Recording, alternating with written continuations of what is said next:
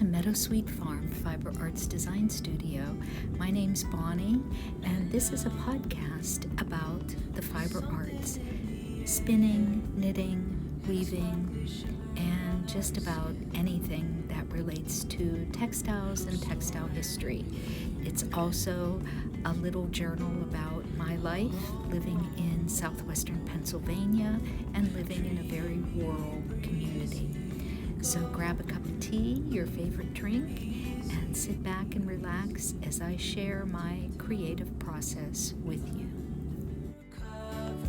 Agents of the other, beyond gravel, beyond all.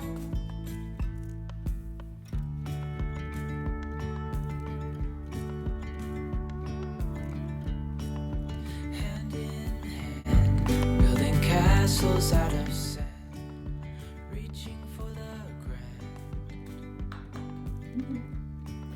'Cause we're lost alive, we lose track of time.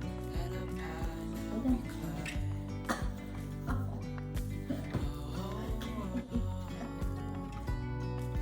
Dreaming easy, go easy, easy on Hi guys, welcome to Meadowsweet Farm Fiber Arts Design Studio. My name's Bonnie, and this is my co-host Gabe, and this is Meadowsweet Farm Fiber Arts Design Studio. Today is, I think it's November, I think it's the 3rd, and I filmed this last weekend because I had a giveaway, and when I went to edit it, and I said this before, but I thought that it just automatically fixed itself. So the audio portion of my phone, whenever I record things, it just doesn't work. I mean, it works, but you would have been driven crazy with the sound because it goes really, really high and then it goes really, really low. So today is Saturday. I think it's like maybe around 4 o'clock, somewhere in there, close to there. It's kind of windy. It's not too bad out temperature-wise. I think it's in the 60s. The weather here is just absolutely gorgeous. Right, Gabe? You have to go for a quick little walk. Anyway, I am here to do a couple things. First of all, last weekend I went to visit a yarn shop, so I'll talk a little bit about that. I will share with you my finished object, a couple of things that are going to be works in progress, and some acquisitions, some books, and one skein of yarn. So let's get started. Okay, so anyway, I finished the okay.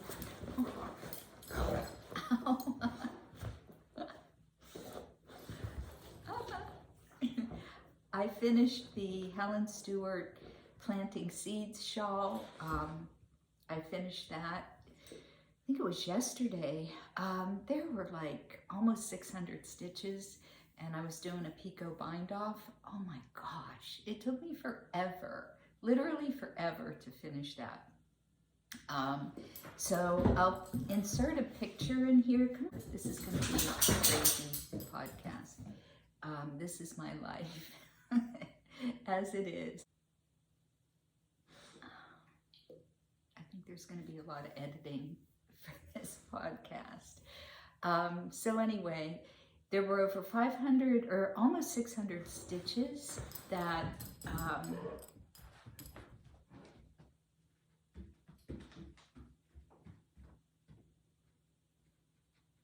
there were probably almost 600 stitches. I've said this like 80 times.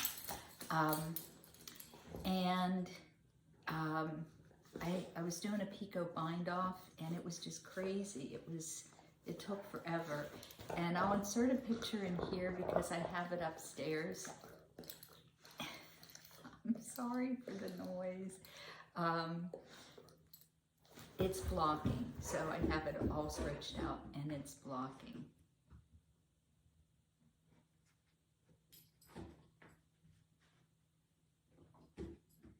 But he's quiet. He's laying down. Good Lord.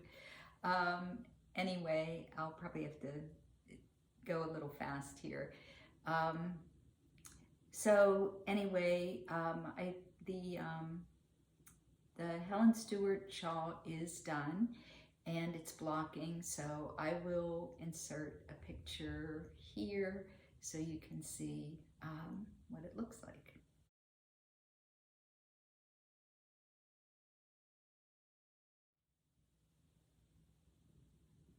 Okay, so that is my finished object, and now for my works in progress. So I went to visit a local yarn shop last Saturday, and I did purchase, here I go again with my messy skeins. I did purchase this yarn. You know how when you pull from the center, it does this crazy stuff. But I was glad it did because I don't have the ball band with me. I think I left it upstairs. But this is the yarn that I got at the Swickley yarn shop last weekend. And what I'm making with this is, of course,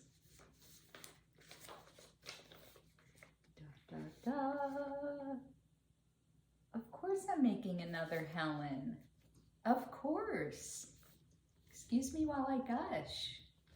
So this is a pretty easy pattern, and total number of stitches, unlike planting seeds, is, I'm sorry, I keep saying get it out of my system. Oh, good Lord. Today's going to be a good day. So there's a total of 163 stitches on the needles. And part of it is, you probably won't be able to see that, but part of it's like a lacy edge, but the pattern is very, very simple. And she just keeps me on track because I get distracted with, if a student sends me a message or something happens and I've got to put stuff down, I always know exactly where I am on her beautifully written, every line, line by line. You just know how many stitches you have on the needle and where you are and what you're doing. I love Helen Stewart. I just love her. So anyway, so I've got that on the needles, and I also, I went to visit my mom. She lives in Fort Lauderdale. Oh, now we have the sun shining directly on me. So excuse me while I move. Okay, I want to show you something before we get rolling.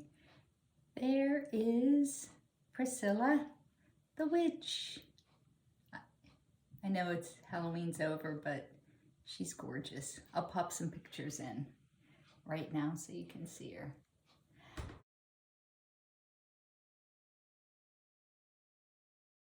Okay, Trouble is in there, so we don't have to deal with him.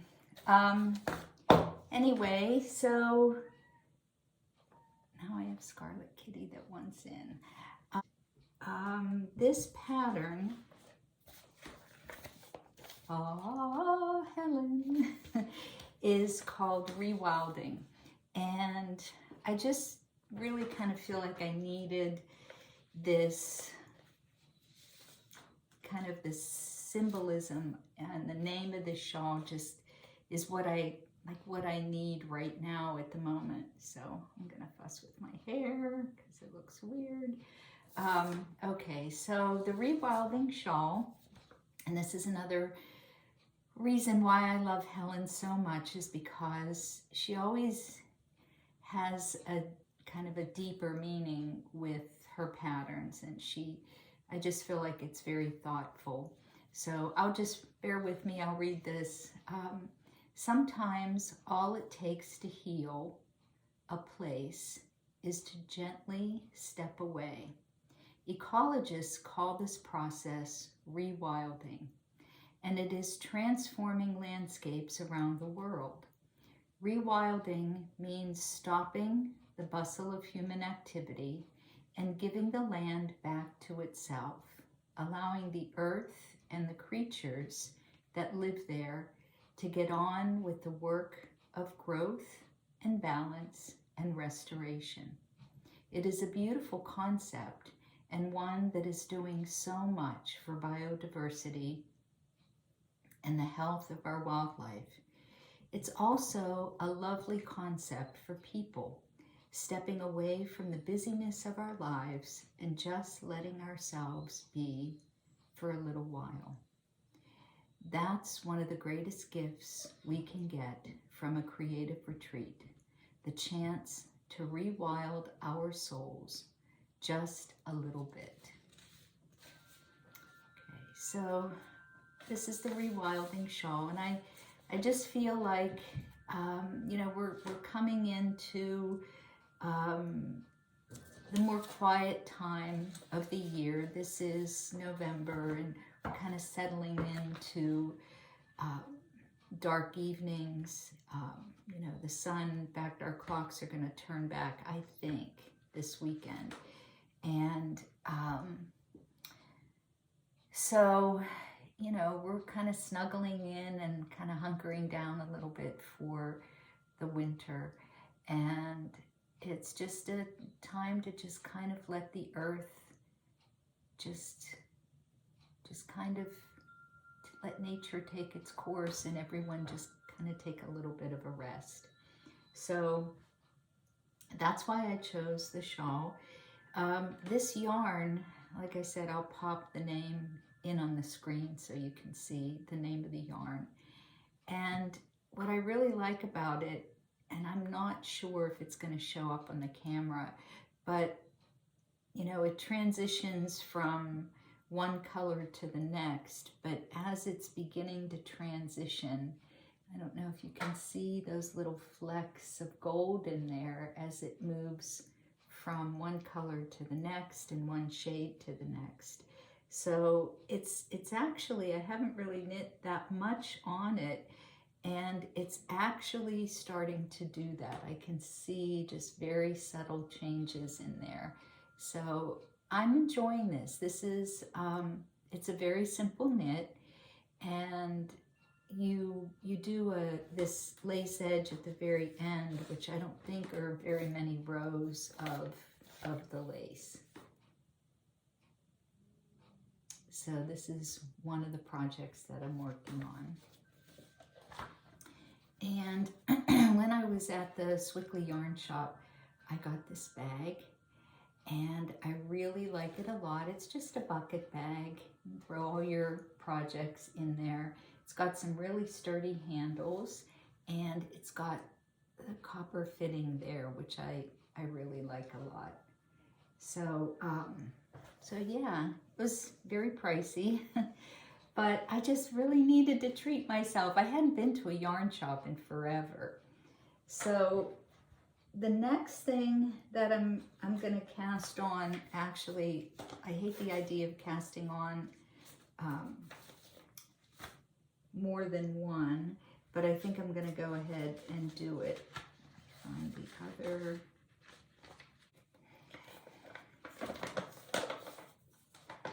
Okay, so this is the Kate Davies shawl.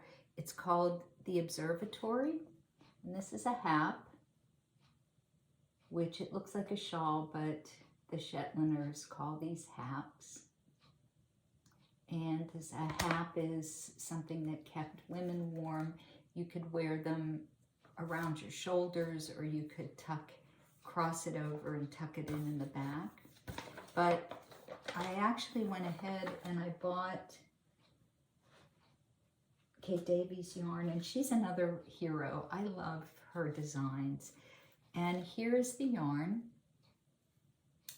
that I have, and this is Kate Davies yarn. Sorry, that's her yarn. And this is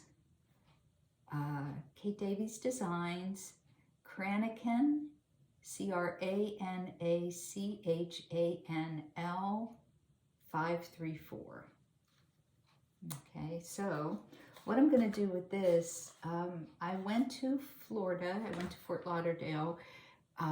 My mom had to go into the hospital, and she's doing okay. She went in the hospital. She had an emergency admission, and I rushed down there, and I was down there for about 7 days. She lives with my sister and her family, her husband, and my brother is close by too. So she went into rehabilitation probably for about maybe a week and a half or so, and she's home now. She's doing great. My mom's going to be 97 on Thanksgiving Day, and her birthday falls on Thanksgiving every 7 years. So my daughters and I are gonna go down there, and we'll all be there with her for Thanksgiving. So I'm really looking forward to that. So I highly doubt that I will get a lot of this done for her birthday, but she specifically asked for red. She said she wanted a red shawl, so I'm gonna make her this one. And she's tiny, so I think this one will look really nice on her, and I think it'll fit her really well. So I've got that. What I'm wearing is, this is the Surprise Party Shawl by Helen Stewart, and all the colors of the yarn, everything came in a kit from Toad Hollow. And I love those girls from Toad Hollow. I think they're just amazing. Okay, so, then the other thing that I'm working on, and I don't think I brought the yarn with me, but I also started just a small beginning of this star cardie, and this is a pattern. I don't think it was designed by Donna Kay, Tree of Life Designs, but this was a pattern, sorry, this was a pattern that was for the woolly thistle. So I will insert a photo of the two yarn colors. The pink is going to be the background, and then I have a really pretty multicolored yarn that I'm going to use for the flowers. So, Star Cardie. Okay, so I've just got, a tiny little row of one of the sleeves. So I'm going to take the color work plunge. So let me just share with you a couple things. These are things that I purchased a while back, and I just wanted to share them with you because I thought they were really spectacular. So Ninja Chickens, and I know she's got a new name, and I will put across the screen the name of her new Instagram name, and I think she's still running her podcast. But she was selling off some of her shawls, and I got a purple one and this gray one, and I have the purple one. They're exactly the same, but isn't that beautiful? This is her own design, and I just thought it was really pretty. So she was selling a whole bunch of her shawls, and I decided I was going to buy one. It's got some little tucks in there that are really pretty. So I've got that. And then I'm such a big fan of Wild Cottage, Ireland, and Susan had this shawl in the local yarn shop. It's kind of a co-op where people were selling all of their hand-spun fibers, yarn, finished objects, and this is, and I will put across the screen the name of the shop where I purchased this from. And so Susan put this in the shop. Look at that novelty yarn. Is that not gorgeous?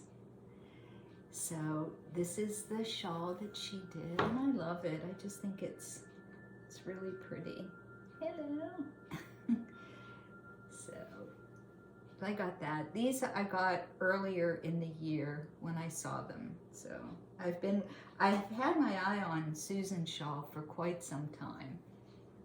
And the shipping from Ireland really was not that bad. It was really not bad. So I've got this. And the only other thing I have at this point is I've got some books. I've joined, I'm a Patreon member for Cocktail Hour at the Coop, and I love those ladies too. They're amazing. So as part of the Patreon, we do a book club, and so this is the first book. They just picked the second one, and I think we're gonna review that later on in the month.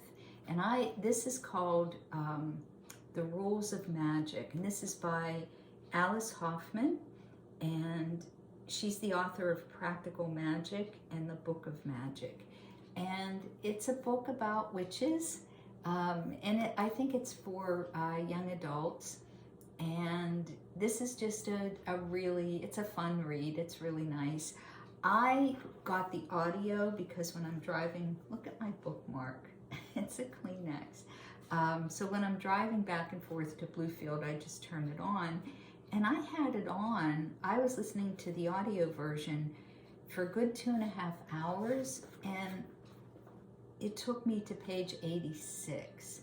So I know I'm a much faster reader than that. So I've had a lot of schoolwork and a lot of papers since we're finishing up at the end of the semester. So I really haven't had the headspace to pick up a book and read it at the moment, but I will, because we'll be done in about 2 weeks. So let me put my authentic bookmark there. And then I did get a couple books. One of the things that I'm really fascinated with, and I am going to do some research on this, is the construction of the Shetland sweaters in the 1950s. And there's lots of information out there about knitters in the turn of the 20th century and how they were doing a lot of hand knitting.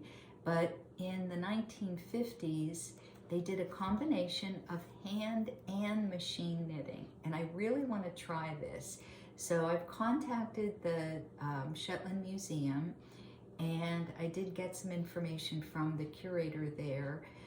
But what they were doing is someone was using a knitting machine, and they were knitting the sleeves and the fronts and the backs, or the cardigan areas of the sweater, and then they had a hand knitter doing the color work. And I really want to try that. So I'm going to practice a little bit with some small projects I've done a little tiny bit of color work, and I've done color work on my knitting machine, but I really wanted to try to do the combination and kind of keep it like on a historical perspective. So I started on the internet, and I was just searching for some books that might have some information on color work and historical knitting patterns and so on. And this one isn't really from Shetland. This is from, it's called The Old Hand Knitters of the Dales.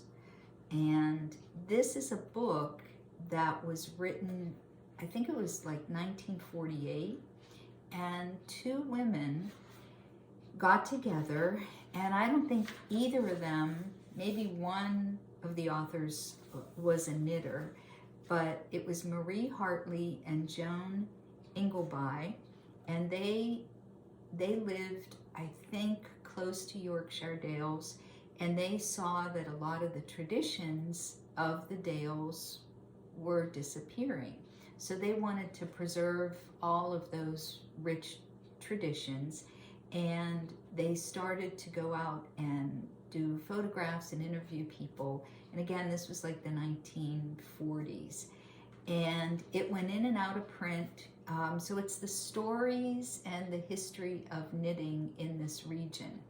And it talks a little bit about, I think the latest date might be like 1860s or something. So they really don't go into the 20th century as it related to knitting. And they do talk about the industrial age, but it was the early industrial age and not necessarily related to the 1950s. So this is, I just started this, I just kind of scanned it so I could give you a little brief synopsis of it. And what they did is they reprinted this book, and I think the original manuscript, as these women were working on the book, can't be found.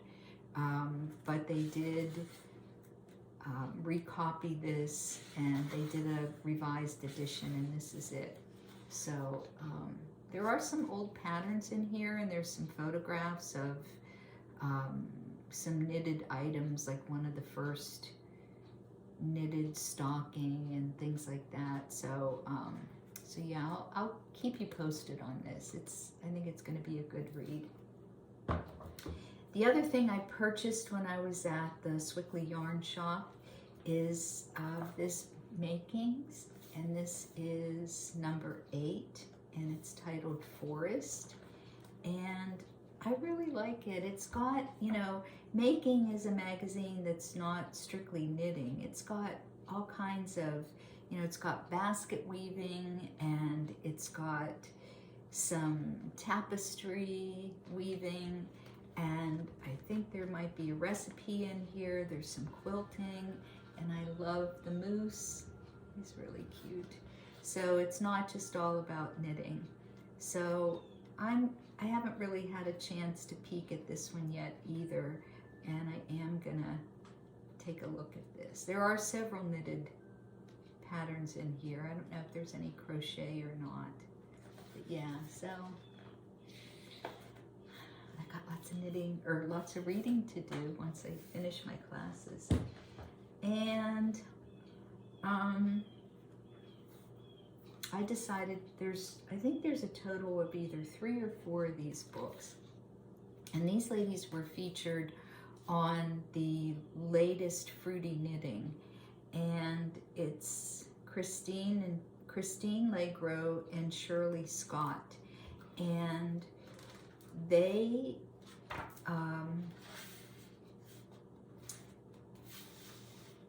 are doing and bringing back some of the patterns from the island of Newfoundland. I'm probably saying it wrong. I know there's a correct way of saying it, but they've written several books. This one is the Saltwater Classics, and they're trying to keep as close to these original patterns as possible, and they've done extensive research. And then this one is Saltwater Gifts. I think their latest one, there's one on socks, one of the latest ones, but I did get all of them. So I'm really looking forward to playing with some of these patterns. So that is all for my makes and my acquisitions and my books. So that's all of that. And I want to leave you all with there's some footage of, sorry, I'm gonna find the lady's name that won the giveaway. So let me just get that. Okay, so I decided that I was going to contribute something to a make-along that is being sponsored by 3 podcasters, and it is to celebrate the work of a young designer, and she's got some fantastic patterns. She is Lisbeth, but she has a podcast. The name of her podcast, and I think you can find her all over social media as Curio Stitches. And so we have Susan from Wild Cottage, Ireland, and we have Carrie from My Wool Mitten are sponsoring and hosting this giveaway. And I think it's like every week or every other week they are giving a prize away. So I think the object of everything is you have to go in and you have to purchase one of her patterns, and then that makes you eligible to win one of her prizes. So, or I'm sorry, one of the prizes that these 3 ladies are giving away. So I decided that I was just going to help along and participate in this. I thought it was we have such a great knitting community, and I did share a tiny little clip with you, but I just wanted to pop this in.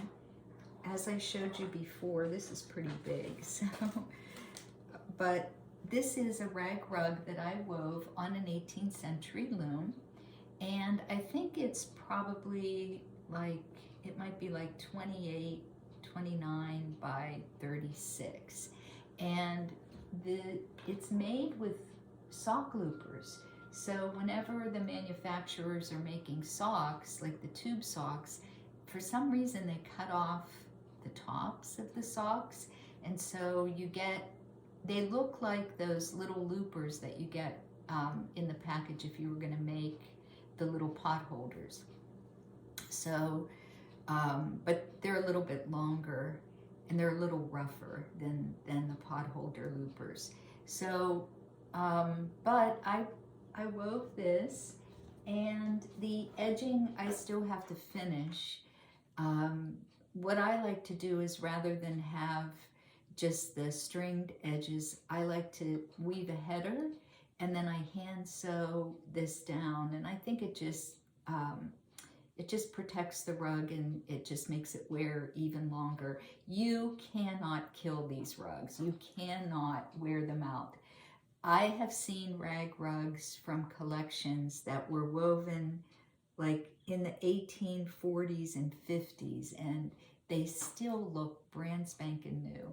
So I have woven a ton of these, and I even wove one for my Doberman, not this guy, but his name was Gus, and he got hit by a car, and they actually wanted me to allow them to amputate his leg, and I was like, no way. And he ran like the wind. He would follow the tractor. He would use his back leg to touch down, and he still could use the other 3 legs, but he was petrified of walking on the hardwood or linoleum floor. So I wove him a red rug. Okay, so anyway, nothing is going as planned. So anyway, this is the rag rug. My battery died, of course. And I want to announce the winner of the rug. So the winner is Terry, Terreyh. And Terry, if you want to contact me, you can contact me here, and we can exchange email. I can give you my email address, and you can send me your address, and I will hem this up and I will get this out to you. So congratulations, Terry. And again, I just want to say this is a lovely giveaway with the intention of just supporting all of the lovely podcasters that we have here. So, and just the community that we share together. So I do want to give a shout out to a couple podcasts that I've been watching, and you have to bear with me again. Let's see. Well, I'm going to shout, I know I mentioned her before, the Nitty Stew. Leanne, I just love your podcast. I love the latest one that you did. And I love her makes are incredible. So if you haven't started watching her, by all means, definitely watch her podcast. The other one that I really want to give a shout out to is Bluebird Box Knits. And I think she's on episode 13. And she is a knitwear designer. So if you get a chance, she makes some gorgeous, she just released a pattern, and I think it's a hat and mittens together, and she does a really, really nice job. I really like her podcast. And then there was another one that I was watching, The Nitty Witch, and she was recommended by Chevy Rell. And she has a really, really cool podcast as well. So those are just a few of some podcasts that I've been watching. And so I just want to say thank you to everybody that spent some time with me today. I really appreciate it. I appreciate you putting up with the Gabe shenanigans. And please don't forget to, I'm almost to 1,000 subscribers. So I think I'm like 900 or close to 900. So if you could please just hit the subscribe button, I would really appreciate it. And if you like the podcast, you can give me a thumbs up. So I hope everybody has a beautiful rest of the weekend. And I hope everyone is safe and happy and enjoying fall weather. So I look forward to podcasting again real soon. And take care for now. Bye, everybody. This is the coolest yarn shop ever. This is called Swickley Yarns, and it's located, of all places, in the little community of Swickley. So I started going here years and years ago, and it's always been a favorite yarn shop of mine. They have a wonderful assortment of different yarns, and they've got a great collection of books and magazines, nice knitting needle collection. There's some bags, and it's just a really friendly, very happy place to go. In the back of the room, in the very back of the store, they have a nice big table where you can work on your projects, your knitting projects, and I'm sure I know they do classes, and they also just have a variety of different knit nights. So this is a great place to stop. They're probably, I don't know, maybe 20 minutes from Pittsburgh. They're in the south of Pittsburgh, and they're really just minutes away from the greater Pittsburgh airport.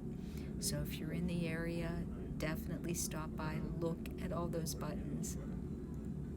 A great place, friendly people that are helping in the store, as well as just a friendly clientele. So I really enjoyed it. I had a cup of coffee after I visited the shop. The little community has coffee shops and nice little shops, a little bookstore. It's a great place to spend an afternoon. Look at those pom-poms. Yeah, this is a cool place. So thank you, Swickley Yarns, for letting me record your beautiful, beautiful shop. I really enjoyed it.